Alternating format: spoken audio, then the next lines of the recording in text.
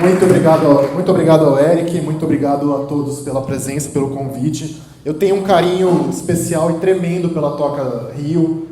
Eu vi esse neném nascer lá em 2001, porque obviamente eu tô velho aqui com 40 anos nas costas, burro velho. Naquela época vim dar palestra sobre élfico aqui e tal. E antes de começar eu vou dar uma do nazista da gramática élfica, gente, vocês me desculpam. Toda vez que alguém pronuncia uma palavra élfica como oxítona, morre um elfo da floresta, gente. Não façam isso, tá? Por favor. Ainur, Valar, Haradrim. E outra coisa, não existe Haradrins, porque o Urim já é um plural de coletivo. Uma coisa da gramática élfica mesmo. Então não precisa colocar o S. Os Haradrim, beleza, tá bom? Desculpa a chatice. Eu sei que cara insuportável, quero chegar aqui. Primeira coisa que o filho da puta fala é isso, né? Mas tudo bem. Mas é só pra gente entrar no clima que é da língua élfica, que é uma das coisas mais importantes pro Tolkien, gente. Tá bom? Então, ok. Alguém aqui chegou a ler o PDF do meu doutorado, que tá lá no site da USP? Tem alguém? Só a coitada da... Aliás, Varda, que prazer ver você aqui. Varda, aliás, que bom ver você aqui. O Bernardo também. Então se ferraram, gente, porque vai ser só um resumo aqui. E eu, na verdade, daquela coisa, né? Você pega o seu doutorado depois de 7 anos e você vê que, caramba, eu não lembrava de quase nada do que eu tinha escrito aqui. Mas vai ser uma revisão boa, eu acho, pra mim e talvez pra vocês. Eu sempre costumo começar ou quase sempre começo minhas falas com uma frase que aparecia na contracapa de edições antigas do Silmarillion como propaganda. Eu tô com esse fone aqui porque eu tô gravando pra fazer um videocast depois, tá? Não são meus chefes reptilianos do Jorge Soros que estão me mandando mensagens.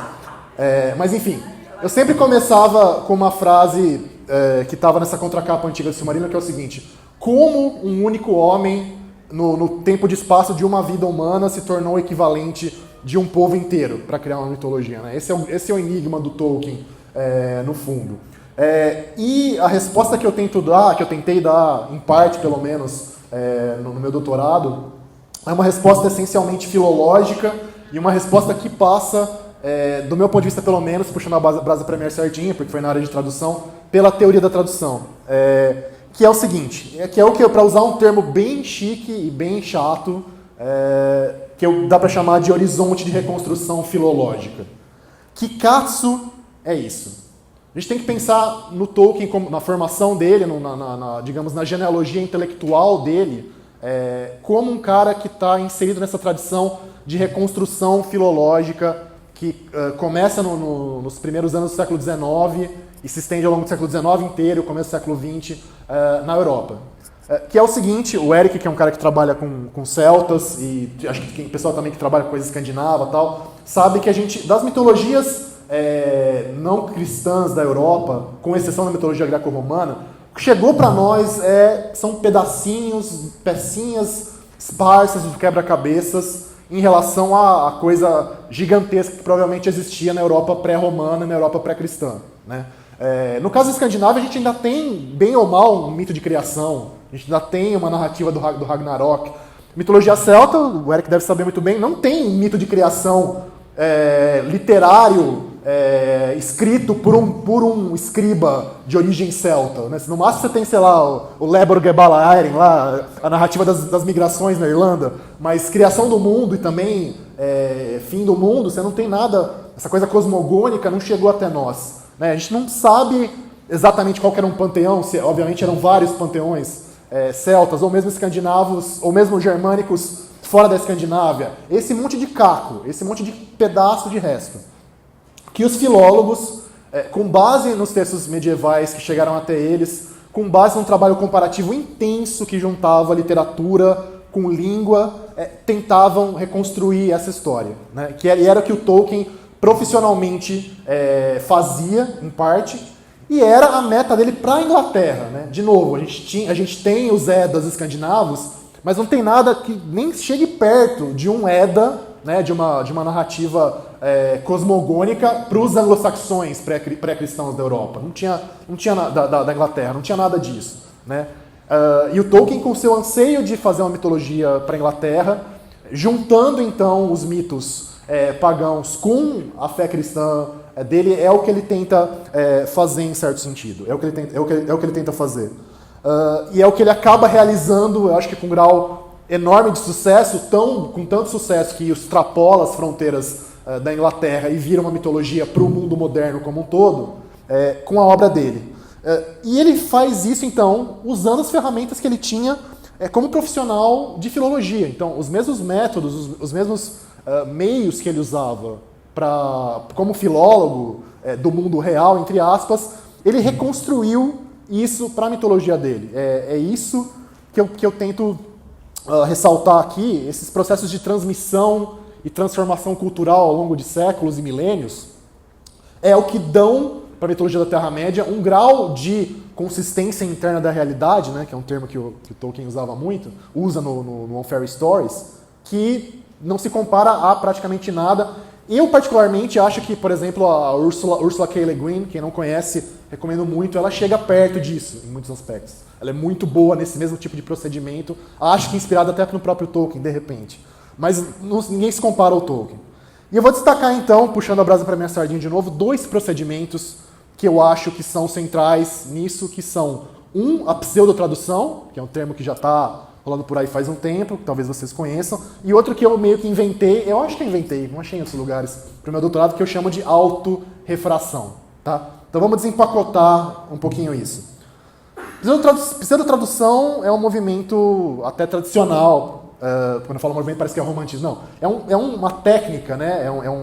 é um procedimento até tradicional e até venerável na literatura ocidental, talvez em outros lugares. Agora me peguei pensando se talvez na China haja alguma coisa parecida com isso.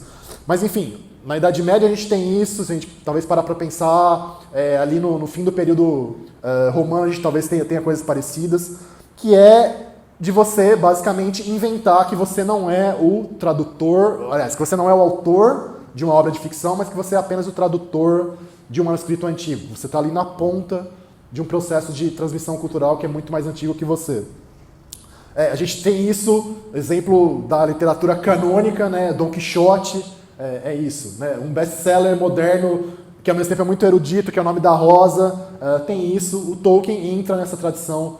A gente tem isso, por exemplo, no começo da literatura arturiana, né, o História Regum Britannia, lá do Geoffrey of Monmouth, é basicamente uma coisa desse tipo, dele falar, eu achei um manuscrito galês que fala a história do rei Arthur, e ele vai lá e passa para o latim e tudo mais.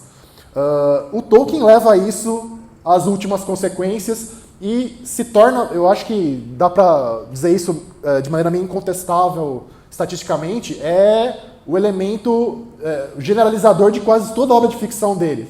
Eu fiz a estatística aqui, dos 7 livros de ficção que ele publicou em vida, 4 são pseudotraduções, tá? que é basicamente o Farmer Giles, Mestre Gil de Ram, o Hobbit, o Senhor dos Anéis e as Aventuras de Tom Bombadil. Né? Todos eles são pseudotraduções.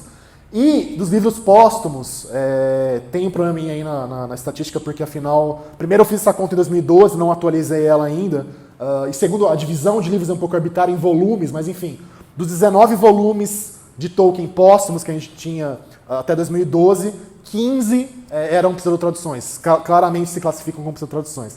Então, resumindo, o procedimento literário dominante da obra de ficção dele era fazer esse tipo de coisa. Tá? E de maneiras as mais variadas possíveis.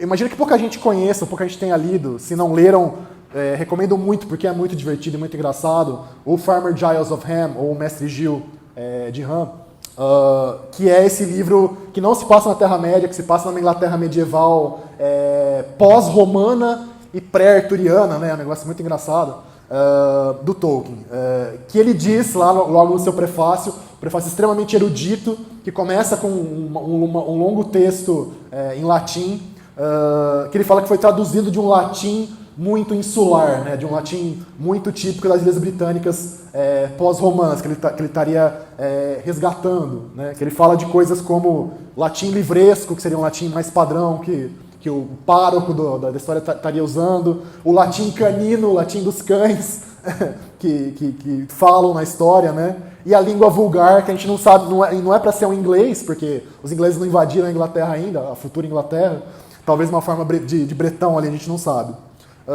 Então, esse texto, por exemplo, que é totalmente aparentemente despretensioso, bobo, cheio de piadas, mas extremamente divertido, ele usa essa moldura da tradução do latim, e ao mesmo tempo ele inclui ali nesse texto uma citação quase direta, quase um Ctrl-C, Ctrl-V, de uma passagem de um poema medieval, que se vocês não conhecem, eu recomendo que conheçam, que é o Sir Gawain and the Green Knight, né? O Sir Gawain e o Cavaleiro, ou Ser Galvão, né? E o Cavaleiro Verde. É um trechinho que vem direto esse diálogo direto desse texto medieval, com esse livrinho infanto-juvenil, talvez, né? Quase uma coleção vagalume do Tolkien. A coisa começa a ficar um pouquinho mais complexa quando a gente pula para a moldura metaficcional, né? Do Hobbit e do Senhor dos Anéis. Que aparentemente, em parte surge pela diferença brutal que existe entre a primeira e a segunda edição de O Hobbit. Não sei se vocês conhecem essa história, mas eu acho fascinante. O Hobbit foi escrito como um livro infantil, continua sendo até hoje um livro infantil, embora o Tolkien quase tenha transformado no Dark Hobbit nos anos 60, quase que ele botou o Zack Snyder para dirigir o Hobbit. Ainda bem que não... ia ficar uma coisa meio sombria, assim, mas ele desistiu. Ainda bem, porque ia ser meio problema. Então era um livro infantil, no qual ele usou, ao mesmo tempo, apesar disso, elementos muito claros que eram do Silmarillion. Tá? Inclusive, nos rascunhos do Hobbit, ele chega a citar a aventura do Beren e Lúthien. Dá a impressão que o Hobbit se passa na Primeira Era, sabe? Depois que o Beren e Lúthien derrotaram Sauron. E aí, então, o Hobbit faz sucesso, e o que acontece com uma editora toda vez que um primeiro livro faz sucesso? Esse editor liga e fala, cara, faz um volume 2, faz uma sequência aí que tá bombando, vamos lá. E o Tolkien falou, mas vocês não querem publicar o Silmarillion? Mandou, né, os rascunhos do Silmarillion. Falou, não, isso aqui é ilegível, não dá. A gente quer o Hobbit 2. O Tolkien falou, tá bom, vou fazer o Hobbit 2. Só que aí o Hobbit 2 demora 12 fucking anos para ser escrito, né? Vira um monstro ingovernável de 1.200 páginas e vira o Senhor dos Anéis, né? E o anelzinho mágico bobinho do Bilbo original vira nada mais nada menos que a chave para o destino do mundo inteiro. E o Tolkien, então, precisa reescrever o Hobbit. Precisa reescrever pelo menos o momento em que o Gollum e o Bilbo se confrontam e o Bilbo acaba pegando o anel. E o que o Gollum originalmente dizia para o Bilbo quando ele perdia o jogo de adivinhas? Ele dizia o seguinte... Será que eu imito a voz do Gollum? Eu não vou saber fazer. Então, como não estou projetando, vou tentar ler devagarzinho para vocês entenderem. Nem sei quanto... Isso aqui é o narrador, tá? Nem sei quantas vezes Gollum implorou o perdão de Bilbo. Ele não parava de dizer: sentimos muito. Nós não queríamos trapacear. Queríamos dar ele nosso único presente. Se ele ganhasse a competição. Ele até se ofereceu para pegar para Bilbo uns peixes suculentos como consolação. Era isso que dizia a primeira edição do Hobbit. Tá? Não sei se vocês conheciam a história ou não, mas... E aí, tipo, como assim? Né? WTF em letras garrafais. E como é que o Tolkien ia sair dessa? Porque não fazia o menor sentido na lógica narrativa do Senhor dos Anéis que o Gollum reagisse desse jeito à perda do anel. Né? Uma maluquice. E o Tolkien, então, resolve isso inventando diferentes recensões do famoso Livro Vermelho do Marco Ocidental. Recensão, né, uma palavra que a gente pode usar para variante de manuscrito. Né? Você tinha várias cópias de um manuscrito, cada uma com conteúdos geralmente diferentes, coletâneas geralmente diferentes, cada uma era uma recensão.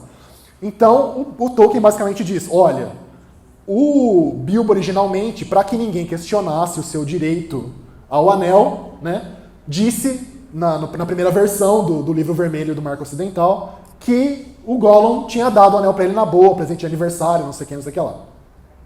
Só que, anos depois, o Frodo, então, e com a ajuda do Sam, mais tarde também, escreveu a história correta, né, que passou a ser, então, outra versão do Livro Vermelho do Marco Ocidental. Só que as cópias do manuscrito original do Bilbo continuaram circulando. Então a gente tem as duas coisas na mão. Isso explica, obviamente, a tradução de uma das variantes do manuscrito, que é a edição 1 do Hobbit, e a tradução da outra variante do manuscrito, que é O Senhor dos Anéis, a história recontada no Senhor dos Anéis. Né? E isso aqui é só a coisa mais importante, porque a gente vai olhar para aquele prólogo, a nota sobre os registros do condado, não é o prólogo. Tá lá, que é aquela coisa cheia de spoiler, né? Que eu não sei porque as pessoas não se descabelam por causa desse tipo de spoiler quando lê o Senhor dos Anéis primeiro, mas de repente as pessoas deixam de ser infantil quando lê o Senhor dos Anéis, faz sentido. Preocupação com spoiler é coisa, né? Não vou nem dizer. Se a história é estragada pelo spoiler, é porque a história é uma bosta. A história é boa, a spoiler não estraga. Enfim. Voltando. I digress. Tem coisas do tipo, no manuscrito tal você tinha o relato sobre a erva do condado, né, que o Merry fez. Na outra tem as coisas que o Pippin pegou da história de Gondor. Não? Então dá para você imaginar uma genealogia imensa de manuscritos, como a gente tem da Bíblia, de Homero, de N outros manuscritos do mundo real, para esse manuscrito, tá? Para o nosso amigo Livro Vermelho. E o Tolkien também, em pequenos detalhes sutis ao longo da narrativa, ele quebra o tempo todo, e eu amo o Tolkien profundamente por isso, entre outras coisas, por romper essa ilusão da onisciência que o romance tradicional teve durante muito tempo, né? Chega nos modernistas, a coisa se estilhaça, o pessoal brinca nessa coisa, o Tolkien regredindo, pré-moderno, não sei o quê, mas na verdade ele é tão radical, às vezes, narrativamente, quanto o moderno, em coisas como o Sam lutou com a Laracne, não sei o quê, e o que aconteceu com a Laracne depois? This tale does not tell. Essa história não conta isso. Essa ilusão de que tem um narrador onisciente e não é uma história verdadeira que depende de transmissão, depende de acasos históricos e culturais, ele vai lá e põe o pé na porta e quebra isso. Não sei se vocês reparam, a gente está passando para níveis de dificuldade e de maluquice cada vez maiores. Agora a gente vai chegar talvez no auge disso, que obviamente é o Silmarillion. O Silmarillion é um caso muito especial, eu acho, porque ele tem essa experimentação constante ao longo de décadas, né, deixa eu fazer as contas, de quase 6 décadas, né, dos anos 10 aos anos 70, com diferentes tipos de narrativa em prosa e em verso, né? Diferentes tipos de prosa, né, desde a coisa ali mais lúdica e expansiva dos Lost Tales, dos Contos Perdidos, que espero a gente publique logo no Brasil, até a coisa extremamente sombria e seca e séria da narrativa dos Filhos de Húrin, por exemplo. Aí você tem verso literativo, você tem verso que é tetrâmetro iâmbico, você tem verso... Acho que Tolkien só não chegou a fazer verso branco porque ele não gostava de fazer verso branco, mas de resto, cada história do Silmarillion praticamente foi recontada de N maneiras diferentes. E o curioso é assim, quando você vai olhar para o detalhe, quando você vai pegar as diferentes versões, você vê que às vezes aquilo é um Frankenstein mesmo, no sentido de que ele escreveu primeiro uma versão, digamos, em prosa, depois uma versão em verso, e aí quando você vai olhar para a versão mais tardia que acabou sendo usada no Silmarillion, ele está citando trechos do verso dentro da prosa. Tá? Ou se não, as diferentes perspectivas raciais mesmo, étnicas, enfim, de espécies, né?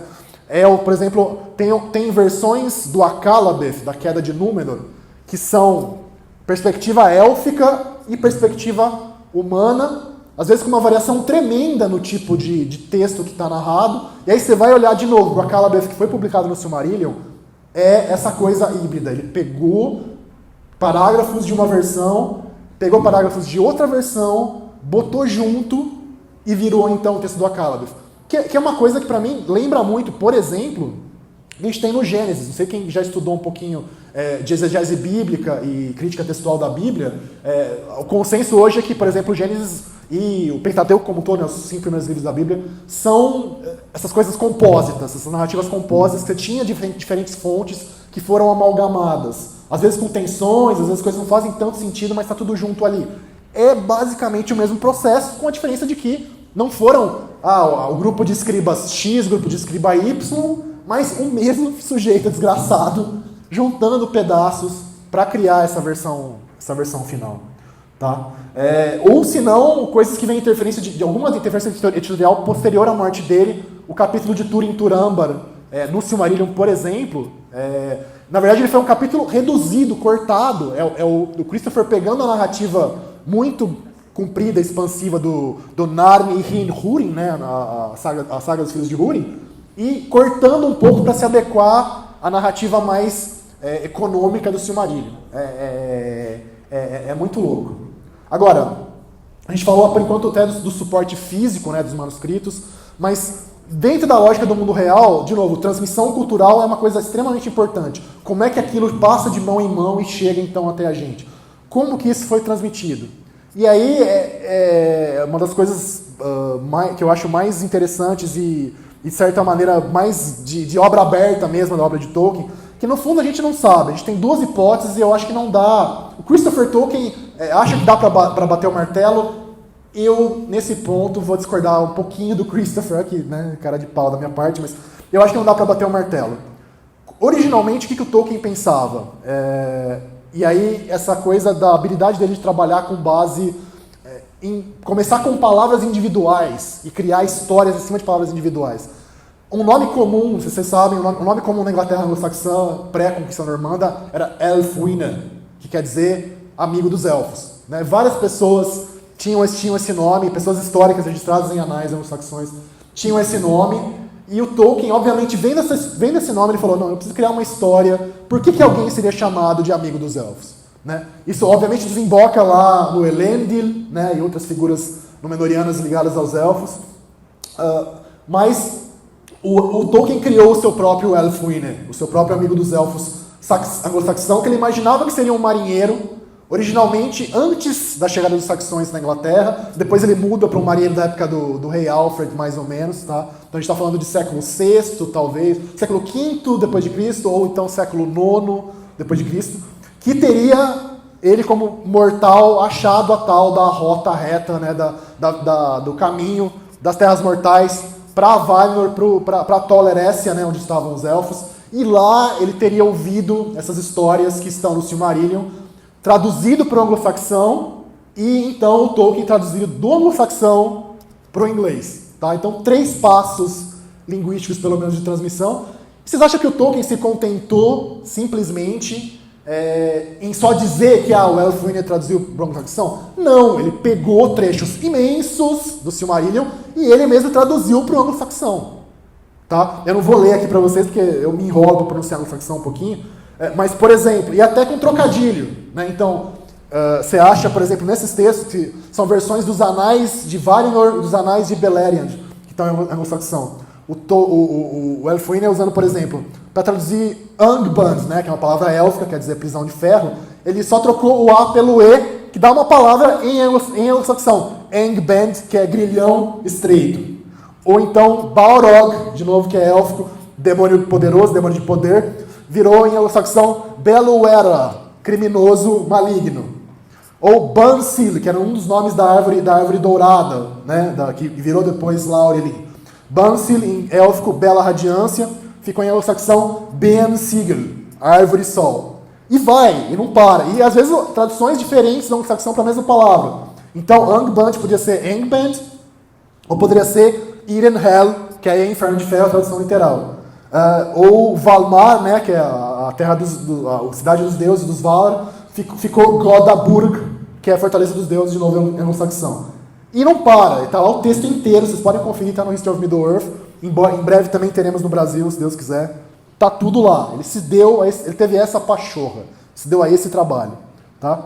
E ainda dando uma cutucada, digamos, na rivalidade dele em inglês com os grupos celtas, que ao mesmo tempo ele admirava e invejava. Tem um trechinho que eu acho muito, muito significativo que eu vou ler para vocês. O nome élfico do Elfwine era Eriol. Então ele fala o seguinte, o Eriol, né, o Elfwine, o amigo dos elfos, adotou o nome de Angol. É por isso que por meio de Eriol e seus filhos, os Engli são os ingleses, né, saxão, os Engli são os portadores da verdadeira tradição das fadas, sobre os quais os Iras são os irlandeses, e os Wellas, que são os galeses, contam coisas absurdas. Né? É etnocentrismo básico, mas é que Tolkien gostava dos celtas, é sacanagem, mas é só para dar aquela cutucadinha. Então, essa é uma das possibilidades. A outra possibilidade é as famosas traduções do élfico por BB, né? Bilbo Bolseiro, Bilbo Baggins, que são citadas de novo lá na introdução do Senhor dos Anéis, na nota sobre os registros do condado, que são textos que o Tolkien fala de grande erudição, que o Bilbo, ao longo da sua longa aposentadoria, né, em Valfenda, traduziu do élfico para a língua comum e deu de presente para o Frodo. E não por acaso, são quantos volumes? 3. Quenta Silmarillion, a Cálebeth dos Anéis de Poder da Terceira Era. Tá? Essa é a hipótese preferida pelo Christopher. Eu só não compro ela 100% pelo seguinte: até os anos 60, o Tolkien ainda estava falando do Elfwine. Ainda estava imaginando manuscritos que um elfo ditou para o Elfwine, por exemplo, lá em Valinor. Então, ele nunca abandonou totalmente essa coisa, porque a relação dele de amor mesmo pela cultura anglo-saxã da Inglaterra pré-normanda, isso levou com ele para a vida toda. Então, ele nunca deixou isso totalmente de lado. Então, eu acho que não dá para bater tanto o martelo assim. Então, no fundo, ninguém sabe. E eu queria terminar com uma espécie de coda, que é a coda um pouco da minha tese, que é o seguinte. Um texto do Tolkien, pelo menos, entrou para valer, de verdade, na tradição oral inglesa, que é o poema Errantry, tá? que está nas leituras de Tom Bombadil, que na verdade é uma versão daquele poema sobre Arendil, que o Bilbo canta em Valfenda, só que uma coisa mais leve, um pouco humorística, um pouco infantil. O Tolkien leu esse poema numa reunião dos Inklings, né, do círculo literário deles. Alguém fez uma cópia de ouvido, sem avisar ele. E aí começaram a mimeografar o cálice do poema. E começou a circular com diferentes versões pelas universidades inglesas. E quando ele foi gravar, o Tolkien foi orientar um músico lá, inglês, na gravação de versões musicadas dos poemas do Senhor dos Anéis, essa coisa chegou na mão do cara, e o cara falou: pô, mas é o mesmo poema? O Tolkien olhou e falou: é o mesmo e não é o mesmo, entrou na tradição oral. Então, eu acho que, no fundo, a capacidade dele de simular séculos e milênios de tradição cultural, de transmissão cultural, era tão incrível que ele foi premiado com, mesmo em vida, acabar virando parte da tradição oral. Eu acho isso de uma delicadeza, assim, de uma justiça poética extremamente bonita. E é isso, pessoal. Espero perguntas, se as tiverem. Se quiserem me xingar por causa de orcs e goblins, pode xingar também, mas eu vou avisar que eu vou xingar de volta, tá bom? E é isso. Obrigado.